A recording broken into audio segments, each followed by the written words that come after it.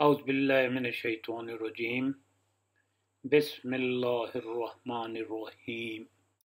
अल्लाह ताला कुरान पाक में फरमाता है, क्या इल्म वाले और ला इल्म कभी बराबर हो सकते हैं? इंसान अपनी फितरी ज़रूरत के तहत अल्लाह ताला से राब्ते में रहना चाहता है और दुआ राब्ते का बुनियादी ज़रिया है। दुआ का लफ्ज़ी मतलब पुकारना या बुलाना है। इसीलिए अल्लाह ताला के हुज़ूर इल्तिजा पेश करने को हम दुआ कहते हैं। रसूल पाक सल्लल्लाहु अलैहि वसल्लम का फरमान है कि दुआ इबादत का मग़ज़ है। दीन के अंदर दुआ का बहुत बड़ा मकाम है।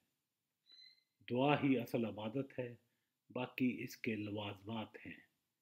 अगर दुआ छोड़ दी जाए तो फिर दीन में कुछ नहीं बचता। इरशाद बारी ताला है, ए पैगंबर सल्लल्लाहु अलैहि वसल्लम, जब आपसे मेरे बंदे मेरे मुतल्लक दरियाफ्त करें तो फरमा दीजिए कि मैं करीब ही हूँ। जब कोई मुझे पुकारता है तो मैं उसकी पुकार सुनता हूँ। अल्लाह ताला सूरह मोमिन में फरमाता है, तुम मुझे पुकारो, मैं तुम्हारी दुआ कबूल करूँगा। गर्ज़ के दुआ कबूल करने वाला खुद कह रहा है कि मुझसे मांगो, मैं दूंगा। अल्लाह ताला रहमान है, रहीम है। रहमान उसे कहते हैं जब उससे मांगा जाए तो अता फरमाए, और रहीम वो है कि जब उससे ना मांगा जाए तो वो नाराज़ हो। जो दुआ नहीं मांगता अल्लाह ताला उसको मुतकब्बिर समझता है और अपने गुस्से का इजहार करता है। इंसान की ज़िंदगी में ऊंच नीच आती रहती है। गमी, खुशी, खुशहाली, तंगदस्ती, सेहत, बीमारी, ये सब कुछ ज़िंदगी का हिस्सा है। जब सब ठीक होता है तो इंसान नाशुक्री करता है, अल्लाह ताला की अताअत और बंदगी छोड़ देता है, अपने रब को भूल जाता है, दरअसल अपनी औकात भूल जाता है। लेकिन जो ही मुश्किल वक्त आता है तो फिर उसे अल्लाह फ़ौरन याद आ जाता है। फिर लेटे बैठे हर हालत में अल्लाह ताला को पुकारता है। और बेवफाई का ये आलम है कि जो ही तकलीफ़ या मुसीबत दूर हुई तो फिर अल्लाह ताला को भूल जाता है और उसी गरूर में बदमस्त हो जाता है।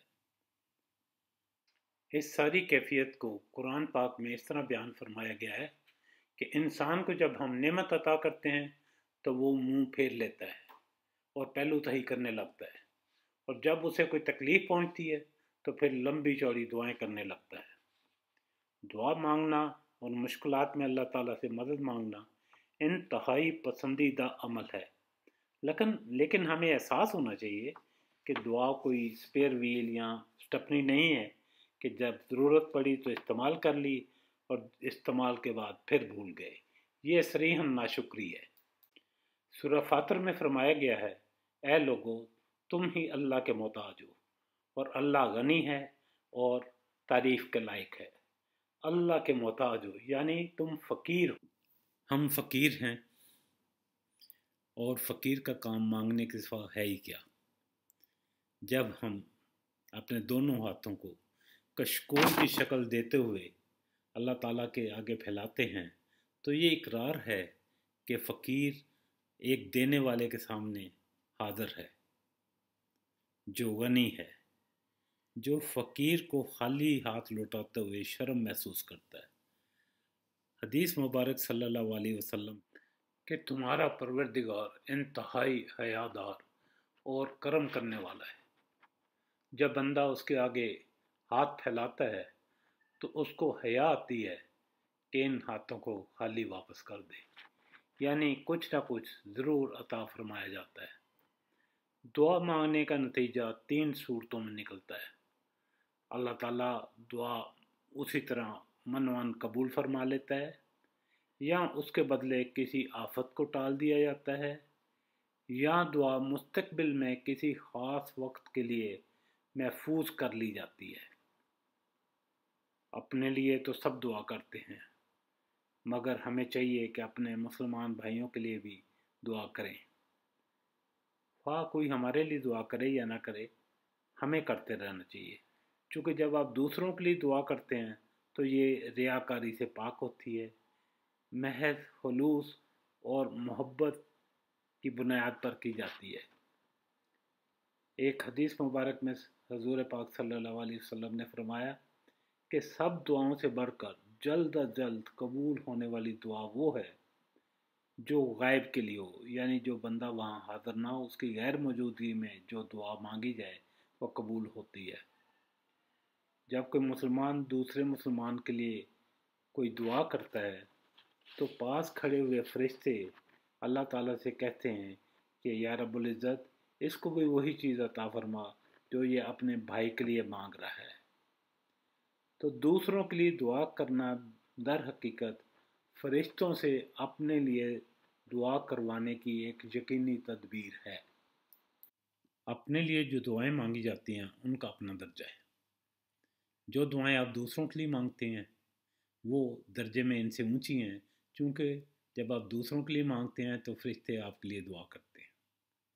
लेकिन इनसे भी एक बेहतर दर्जे की दुआएं हैं। ये वो दुआएं हैं जो आप कमाते हैं। जी हाँ, रोज़ी की तरह दुआएं भी कमाई जाती हैं। इसमें भी थोड़ी सी मेहनत लगती है, लेकिन नेक नीयती और खुलूस ज़्यादा चाहिए। किसी की छोटी सी मदद कर दें, मुश्किल वक्त में काम आ जाएं, गमी खुशी में शरीक हों, अपने फ़ायदे से पहले उनका फ़ायदा सोचें। इस तरह के तमाम आमाल आपके लिए दुआएं कमाते हैं। खल्क़े खुदा आपसे राज़ी होती है, और जब खल्क़े खुदा आपसे राज़ी हो तो अल्लाह ताला आपसे राज़ी होता है।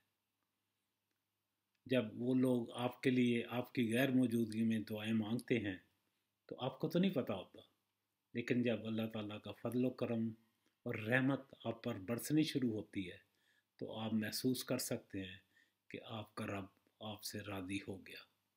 दुआओं का अल्टीमेट भी यही है कि अल्लाह ताला की खुशनुदी हासिल हो। नबी पाक सल्लल्लाहु अलैहि वसल्लम ने फरमाया कि 3 दुआओं के कबूल होने में कोई शक नहीं: बाप की दुआ, मुसाफिर की दुआ और मजलूम की दुआ। बाप की दुआ खिदमत करके हासिल कर लें, मुसाफिर की दुआ और मजलूम की दुआ उनकी मदद करके हासिल कर लें। बड़ा आसान तरीका है। इसी तरह आगे रसूल पाक सल्लल्लाहु अलैहि वसल्लम ने फरमाया कि अपने लिए, अपनी औलाद के लिए, अपने मालों और जानवरों के लिए कभी बद दुआ ना करो। ऐसा ना हो कि तुम किसी ऐसे वक्त में बद दुआ करो जिसमें अल्लाह ताला उसे कबूल फरमा ले और तुम तबाह बर्बाद हो जाओ। बात लोग कहते हैं कि उनकी दुआ कबूल नहीं होती। ऐसा नहीं है। आपकी हर दुआ कबूल होती है अगर आप जल्दी नहीं करते। और जल्दी ये है कि आप घबरा कर कहना शुरू कर दें कि मेरी दुआ कबूल नहीं की अल्लाह ताला ने, और दुआ करना छोड़ दें। मायूसी गुनाह है। दुआ कबूल करने या ना करने के तमाम इख्तियारात अल्लाह ताला के पास हैं। जैसा कि मैंने पहले अर्ज़ किया है कि अल्लाह ताला दुआ हर सूरत में कबूल फरमाता है। या तो वो उसको उसी तरह मनोवन कबूल फरमा लेता है, या आप पर कोई मुसीबत या आफत टाल देता है, या इस दुआ को आपके लिए मुस्तकबिल के लिए महफूज कर देता है। लेकिन दुआ कबूल ज़रूर होती है। मायूसी गुनाह है।